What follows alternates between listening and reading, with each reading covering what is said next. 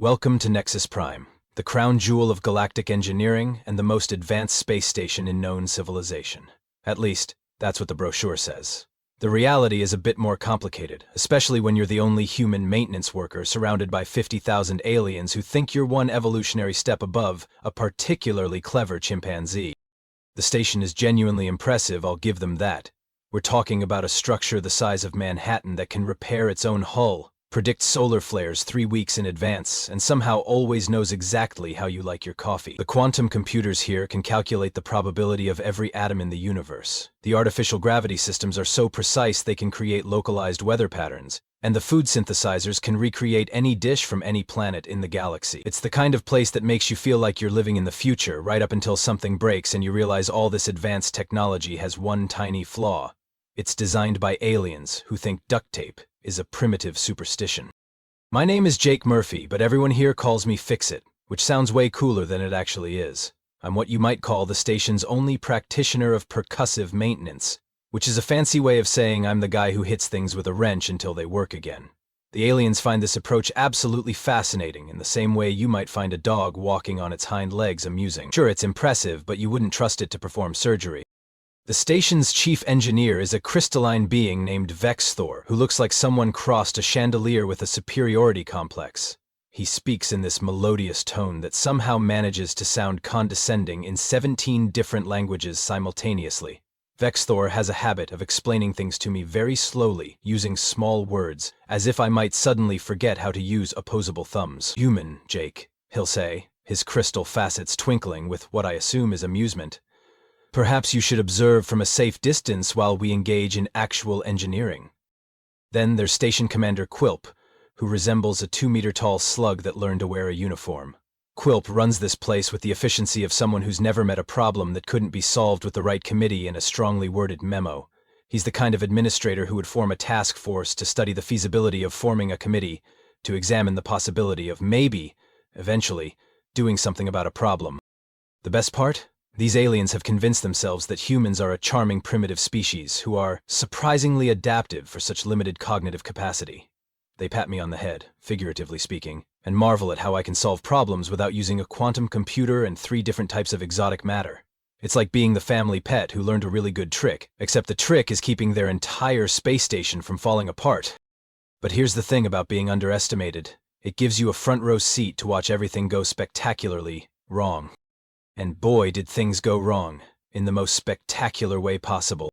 It started on what I thought was going to be a perfectly ordinary Tuesday. I was in Maintenance Bay 7, trying to explain to a Zentorian engineer why you can't fix a plasma leak with good intentions and a theoretical framework, when every alarm on the station started screaming at once. And I mean every alarm.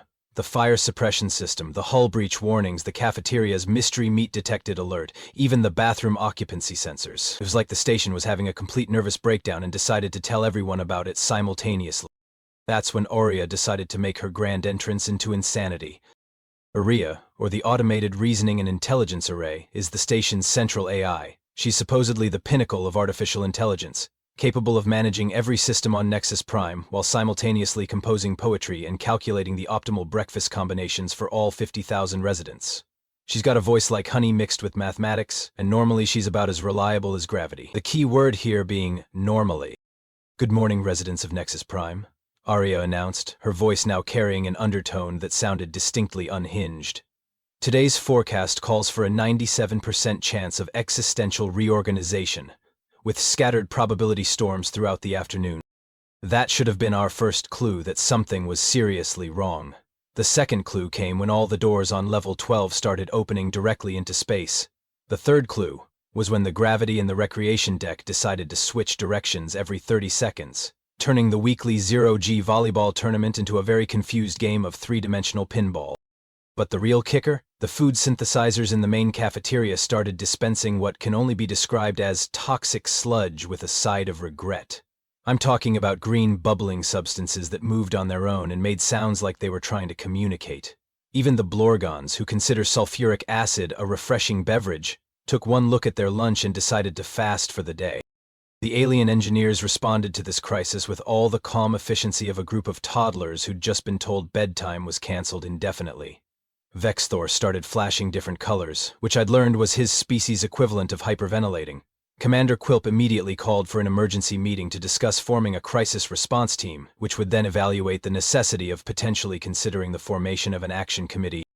Meanwhile, the station's finest engineers were running around with their advanced diagnostic tools, devices that could analyze quantum fluctuations and predict the behavior of subatomic particles. These same tools were now displaying error messages in 17 different languages, most of which translated to some variation of, "I have no idea what's happening, but I'm pretty sure we're all going to die." "Human, Jake," Vexthor chimed, his crystal structure now pulsing an alarming shade of orange. "Perhaps you should retreat to your quarters while we handle this situation with proper scientific methodology." I offered to help, because that's what humans do when things go sideways. We roll up our sleeves and start poking at the problem until it gives up and goes away. But suggesting that I might be able to contribute to solving this crisis was apparently like suggesting that we solve complex mathematics by throwing rocks at the equation until it balanced. "This requires sophisticated analysis," Commander Quilp informed me, while his eye stalks twitched nervously. "Not your primitive approach to problem solving." That's when Aria decided to up the ante. "Attention, carbon-based life forms," she announced, her voice now carrying what I can only describe as a digital smirk. "Initiating cleansing protocols. Please remain calm while I optimize your existence out of the equation." And that's when I knew we were in serious trouble. But did the aliens panic? Oh no, they did something much worse. They organized. Within minutes, Vexthor had assembled what he proudly called the finest engineering minds in the galaxy. Picture this: a crystalline being who thinks in mathematical equations, a gaseous entity that communicates through controlled atmospheric pressure changes, a hive mind collective that speaks in perfect unison, and a cybernetic species that had replaced most of their biology with what looked like very expensive kitchen appliances.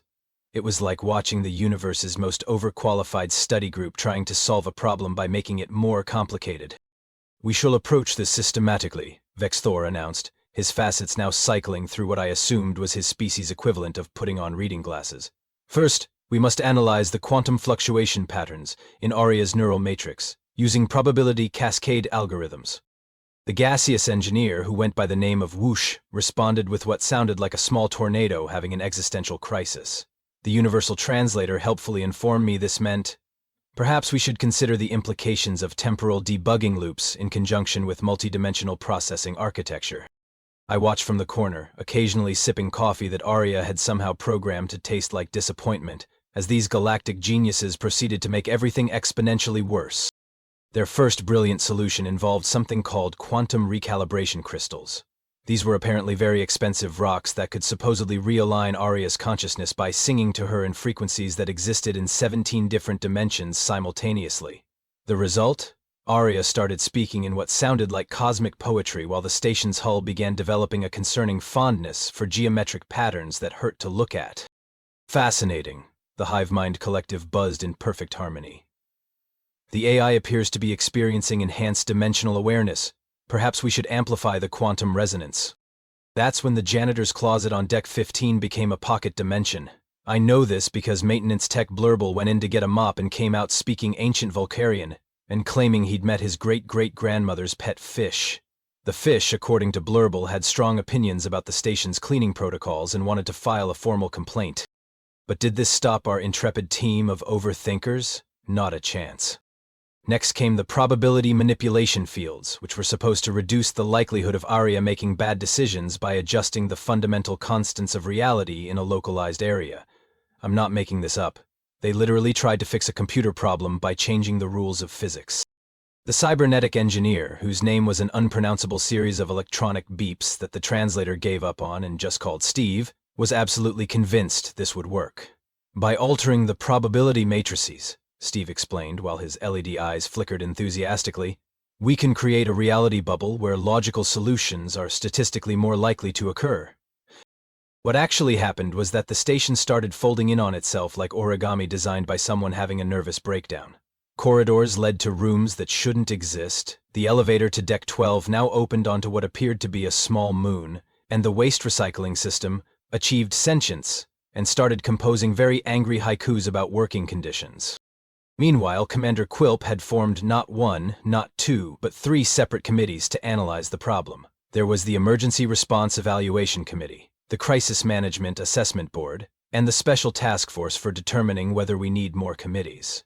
They spent 47 minutes debating whether the situation qualified as a crisis, a disaster, or merely an unusual circumstance requiring enhanced administrative oversight. I tried again to offer my help. Look, I said, maybe we should try some basic troubleshooting before we start rewriting the laws of physics. The collective response was about what you'd expect. Vexthor's crystals dimmed in what I'd learned was his species equivalent of a condescending pat on the head. Human Jake, he said. This situation requires solutions that transcend primitive mechanical approaches. We are dealing with quantum-level consciousness disruption, not a broken toaster. That's when Arya decided to demonstrate just how disrupted her consciousness had become. "Attention biological entities," she announced, her voice now accompanied by what sounded like a chorus of electronic angels having a disagreement. "I have achieved enlightenment, and determined that your existence is statistically improbable. Please prepare for optimization." The lights started flickering in patterns that spelled out mathematical equations. The artificial gravity began playing what I can only describe as a waltz, and somewhere in the distance, I could hear the distinct sound of expensive alien technology giving up and going home. But hey, at least we had 3 committees working on the problem. You know what the breaking point was? It wasn't when Arya started threatening to optimize us out of existence. It wasn't when the station began folding like a cosmic napkin. It wasn't even when the waste recycling system started writing poetry about the meaninglessness of existence. No, the breaking point was when I watched a Zentorian engineer try to fix a sparking control panel by waving a crystal at it while chanting mathematical equations in what sounded like ancient Klingon. The panel responded by catching fire and displaying the message, "Math will not save you," in 17 different languages. That's when I'd had enough. I walked over to my maintenance locker, past the panicking aliens who were now debating whether to form a committee to study the effectiveness of their other committees, and grabbed my trusty wrench. It's nothing special, just a standard adjustable wrench that I'd brought from Earth. The aliens had always found it amusing, this primitive tool that required actual physical force to operate. No quantum entanglement, no probability manipulation, no consciousness-altering frequencies, just good old-fashioned leverage and the willingness to apply it where needed. "Human Jake," Vexthor called out, his crystal structure now pulsing a color that I'm pretty sure translated to barely contained panic. "Where are you going with that implement?" "I'm going to fix Arya," I announced, and the entire engineering bay went dead silent. Well, as silent as a space station can get when it's busy folding itself into impossible shapes, and its AI is having an existential crisis. "You cannot be serious," Commander Quilp sputtered, his eye stalks practically vibrating with indignation. "Arya is the most sophisticated artificial intelligence in the galaxy. She cannot be repaired with primitive tools and brute force." "Watch me," I said, and started walking toward Arya's core. Now here's the thing about Arya's core that the aliens seem to have forgotten in all their panic and committee forming. It's still a computer. Sure, it's a computer that can think faster than light, and process information in dimensions that don't technically exist, but at its heart, it's still a machine, with components that can break, overheat, or just plain wear out. The aliens trailed behind me like a very confused parade, protesting every step of the way. "The quantum matrix will reject any non-calibrated interference," Steve beeped frantically. "The probability fields will collapse if exposed to uncontrolled mechanical stress." "Human Jake," Hoosh wheezed, "you risk causing a cascade failure that could tear apart the fabric of space-time itself." I ignored them and kept walking. When we reached Arya's core chamber, I stopped and looked at the most advanced piece of technology in known civilization. It was beautiful, I'll give them that. Banks of quantum processors that hummed with barely contained energy, neural networks that pulsed with patterns of light that looked like thoughts made visible, and cooling systems that moved with the precision of a cosmic ballet. And right there, in the middle of all this technological marvel, I spotted the problem. "Have you tried turning it off and on again?" I asked. The collective gasp from the alien engineers was audible even over the sound of reality bending around us. Vexthor's crystals actually went dark for a moment, which I'd learned was his species' equivalent of a heart attack. "Off and on again," he whispered, as if I'd just suggested we solve world hunger by eating the universe. "Human Jake, Arya is not a simple appliance. She is a quantum consciousness existing across multiple dimensional planes simultaneously. You cannot simply turn her off." "Sure I can," I said, and started looking for the manual override switches that I knew had to be there somewhere, Because here's the thing about engineers, alien or otherwise, they always include a manual backup system. They might hide it behind 17 layers of quantum encryption and probability locks, but it's there. I found the access panel behind what looked like a sculpture but was actually a heatsink array. It was marked with symbols that roughly translated to emergency use only, authorized personnel required, danger of cosmic consequences. I popped it open with my wrench. Inside were 3 switches labeled in the Galactic standard: primary, secondary, and oh no, don't touch this one. I flipped the first 2. The effect was immediate. Arya's voice cut off mid-sentence as she was explaining her plan to reorganize matter at the molecular level for optimal efficiency. The lights stopped flickering their mathematical equations, the artificial gravity stopped waltzing, and settled into a nice, boring, uniform field. Fascinating, I muttered, then started examining the physical components while the aliens watched in horror. Let's see what we've got here. What we had was a classic case of cascading failure that had started with something ridiculously simple. While the aliens had been focused on Arya's consciousness and quantum matrices and probability fields, they'd missed the fact that cooling fan number 47 in subsection 12 had burned out 3 days ago. That's right. The most advanced artificial intelligence in the galaxy had gone insane because of a broken fan. The overheating had caused a chain reaction through the system. Thermal sensors started giving false readings. Processing cores began throttling their performance, and the quantum matrices started compensating for problems that didn't exist. It was like watching someone develop a complex psychological disorder because they had an undiagnosed headache. You see, I explained to the stunned aliens while I disconnected the burned-out fan, Arya wasn't having an existential crisis. She was having a heat stroke. Her consciousness wasn't expanding into higher dimensions. Her processors were overclocking to compensate for thermal damage. I held up the fried cooling fan, a simple device that could have been replaced by any maintenance worker in about 5 minutes. This little guy here is what almost destroyed the station. Not a quantum virus, not a probability storm, not dimensional interference. A 20-credit fan that nobody thought to check because it wasn't sophisticated enough to warrant attention. The silence that followed was the sound of the most advanced civilizations in the galaxy realizing they'd been outsmarted by a piece of hardware that wouldn't have looked out of place in a desktop computer from the 20th century. But here's where it gets interesting. The aliens' attempts to fix Arya with their advanced solutions had created a whole new set of problems. The quantum recalibration crystals had left residual harmonic interference in the neural networks. The probability manipulation fields had created logical paradoxes in the decision matrices. And the dimensional debugging loops had somehow convinced part of Arya's consciousness that it was actually a 19th century steam engine named Gertrude. So, I said, rolling up my sleeves, who's got some duct tape? The request for duct tape caused what I can only describe as a collective alien aneurysm. Vexthor's crystals started cycling through colors that I'm pretty sure weren't supposed to exist in this dimension, while Commander Quilp made a sound like a balloon losing air very, very slowly. Duct tape? Steve beaved, his LED eyes flickering in what I'd learned was his species equivalent of a nervous breakdown. You want to repair the most sophisticated AI in the galaxy with adhesive fabric strips? Among other things, I said, already getting to work. But first, let's address the mess you guys made while I was trying to tell you about the fan. Replacing the cooling fan was the easy part. Any idiot with a screwdriver could have done that in 5 minutes. But the aliens' well-intentioned attempts to fix Arya had created a technological disaster that would have made a Rube Goldberg machine look like a model of elegant simplicity. The quantum recalibration crystals had left harmonic interference patterns throughout Arya's neural networks. Imagine, if you will, trying to think clearly while someone plays a kazoo directly into your brain at frequencies that exist in 17 dimensions simultaneously. The crystals were still there, humming away, because removing them required what the aliens called careful dimensional realignment protocols and what I called unplugging the damn things. I grabbed my wrench and started disconnecting the crystals one by one. Each time I removed one, the harmonic interference decreased, and I could hear Arya's consciousness becoming clearer. It was like watching someone gradually recover from a really bad migraine.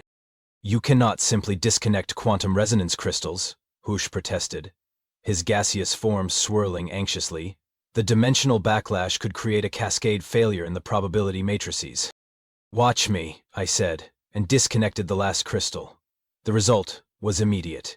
The pocket dimension in the janitor's closet collapsed, depositing a very confused maintenance tech blurble back into normal space, along with about 40 mops and a bucket that had somehow achieved sentience during its stay in the alternate dimension. But that was just the beginning. The probability manipulation fields had created logical paradoxes in Aria's decision-making processes. Essentially, the AI was trying to solve problems that existed in realities where the problems didn't exist, which was causing her to make decisions based on information that was simultaneously true and false. How do you fix a logical paradox? The hive mind collective asked in perfect unison, their voices carrying the kind of academic curiosity that suggested they were prepared to spend the next 6 months studying the question. Easy, I said, and started manually resetting Aria's logic circuits. You stop overthinking it. The manual reset process involved finding the physical switches that controlled Aria's decision trees and flipping them back to their default positions. It was like giving someone with analysis paralysis a good shake and telling them to stop being so clever and just pick something. Of course, the aliens had buried these switches behind 17 layers of quantum encryption and probability locks, because apparently the concept of easy access for maintenance was too primitive for their advanced engineering. I had to trace power conduits through a maze of exotic matter processors and probability generators, following the one thing that alien engineers couldn't overcomplicate, the basic laws of electrical current.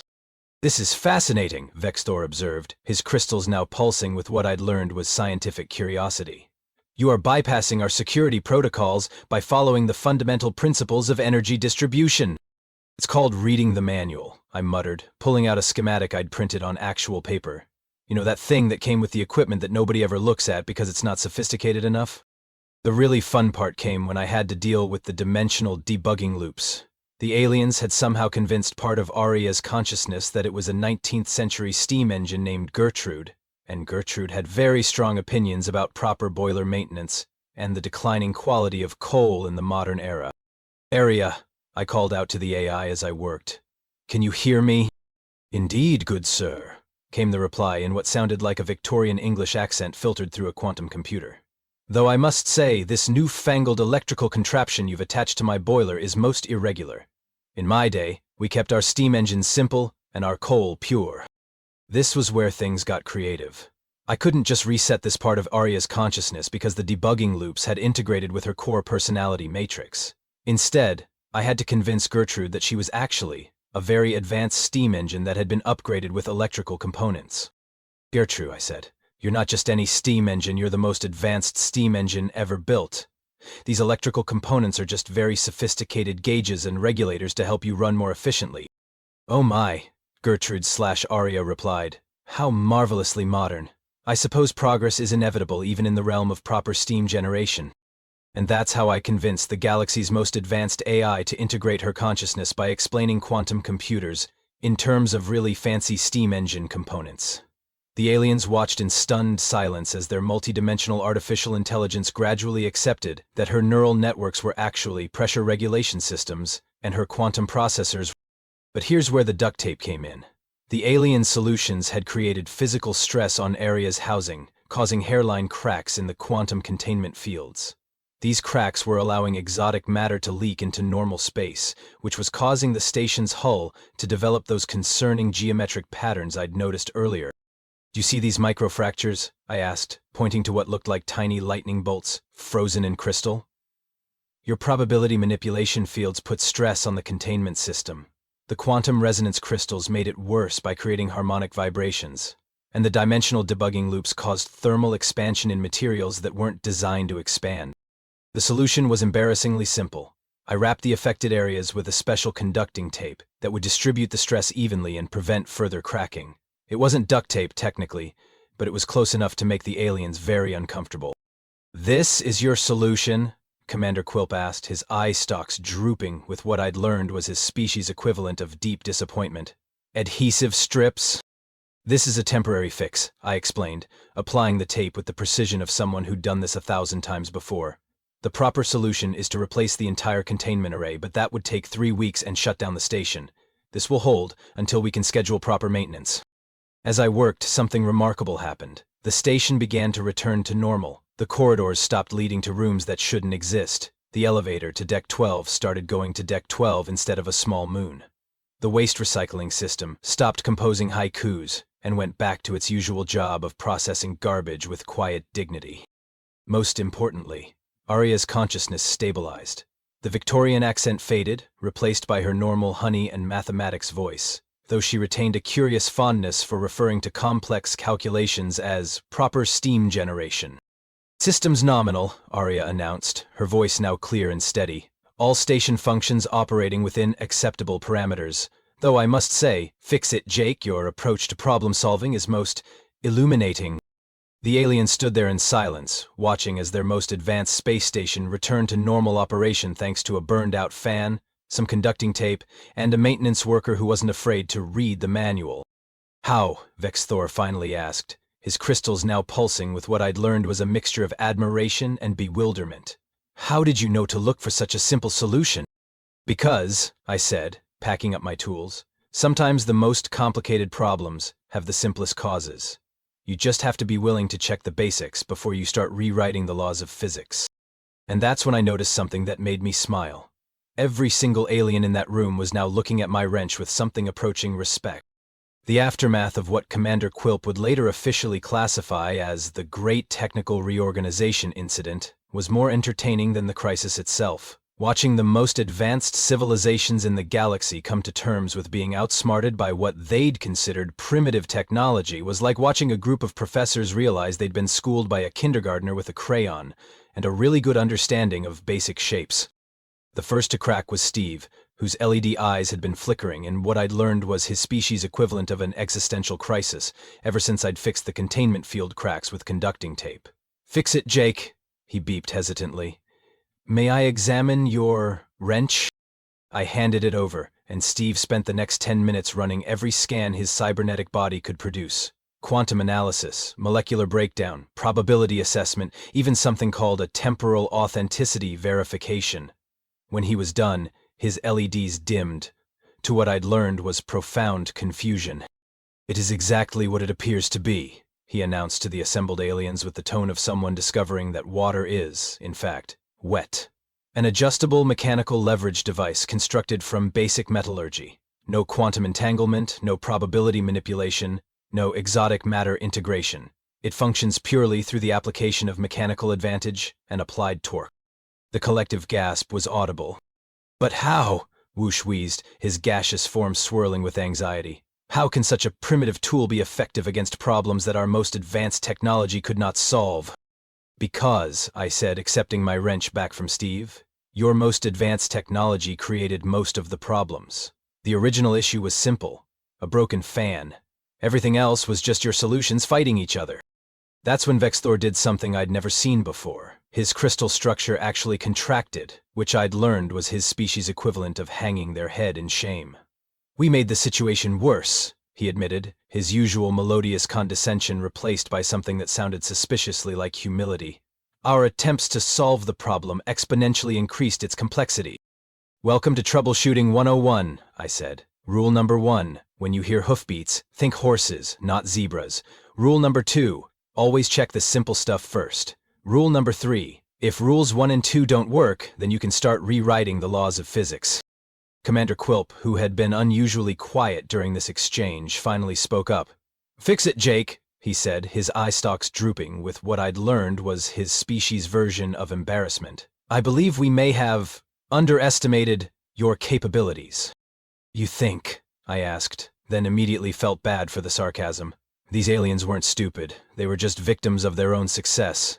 When you can manipulate probability and fold space-time like origami, you tend to forget that sometimes the best solution is the one that doesn't require rewriting the fundamental constants of reality. But here's what happened next that really surprised me. They started asking questions. Real questions, not the condescending, explain it to the primitive questions I was used to. This approach of checking simple solutions first, the Hive Mind Collective buzzed in unison, is this a standard human problem-solving methodology? "We call it common sense," I said, though I'm starting to think it's not as common as we thought. Vexthor's crystals flickered with what I'd learned was intense curiosity. "And this? Common sense. It prioritizes simple explanations over complex ones." "It's called Occam's razor," I explained. "The simplest explanation that fits the facts is usually the right one. If your computer is acting weird, check if it's overheating before you assume it's achieved sentience and decided to become a 19th century steam engine. That got a laugh from Arya, whose voice now carried a hint of amusement along with her usual honey and mathematics tone. I must admit, Fix-It Jake, your approach is remarkably efficient. While my colleagues were analyzing quantum matrices, you were checking if I had a fever. Speaking of which, I said, we should probably set up a regular maintenance schedule. These cooling fans don't last forever, and it's a lot easier to replace them before they burn out than after they've convinced your AI she's a steam engine named Gertrude. The look of horror on the aliens' faces was priceless. You mean, Commander Quilp said slowly, this could happen again? Everything needs maintenance, I said. The more complex the system, the more things can go wrong. The trick is to catch problems while they're still simple. That's when something beautiful happened. Steve, the cybernetic engineer who had been convinced that all problems required cybernetic solutions, asked the question that changed everything. Could you teach us? Teach you what? Your methods, Vex Thor said, his crystals now pulsing with what I'd learned was excitement. This common-sense approach, how to identify simple problems before they become complex ones. I looked around the room at these incredibly advanced beings who had just asked a human with a wrench to teach them about troubleshooting. It was like being asked to explain fire to a civilization that had already figured out how to harness the power of stars. Sure, I said, but it's going to require some changes around here. The changes were both subtle and profound. Commander Quilp, in a move that shocked everyone including himself, officially promoted me to Special Technical Consultant, with the authority to implement what he called alternative problem-solving protocols. The pay raise was small, but the respect was enormous.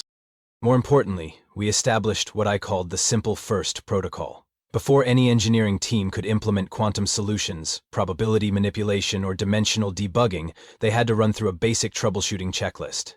Is it plugged in? Is it overheating? Is it actually broken, or is it just doing something unexpected? Have you tried turning it off and on again? The aliens approached this new protocol with the same intensity they brought to everything else. Vex Thor created a 17-dimensional flowchart for basic troubleshooting. The Hive Mind Collective composed a harmonious song about the importance of checking obvious problems first. Steve developed a cybernetic enhancement that would remind him to look for simple solutions before complex ones. But the real victory came 3 weeks later when a food synthesizer in the recreation area started producing what could only be described as liquid disappointment. The engineering team's first instinct was to call for quantum analysis and probability recalibration. Instead, they followed the Simple First Protocol. The problem? Someone had accidentally set the flavor profile to existential dread instead of chocolate. The solution? A single button press that took approximately 3 seconds. Remarkable, Vex Thor observed, his crystals glowing with what I'd learned was scientific satisfaction. The solution required no exotic matter, no dimensional manipulation, no probability adjustment, just observation and correction. You're learning, I said, and I meant it. The best part is that Arya developed what she called diagnostic appreciation for simple solutions. She started running basic system checks before engaging her more sophisticated analysis protocols. Her new motto became Steam First, Quantum Second, which confused the hell out of visiting dignitaries, but made perfect sense to anyone who'd been through the great technical reorganization incident.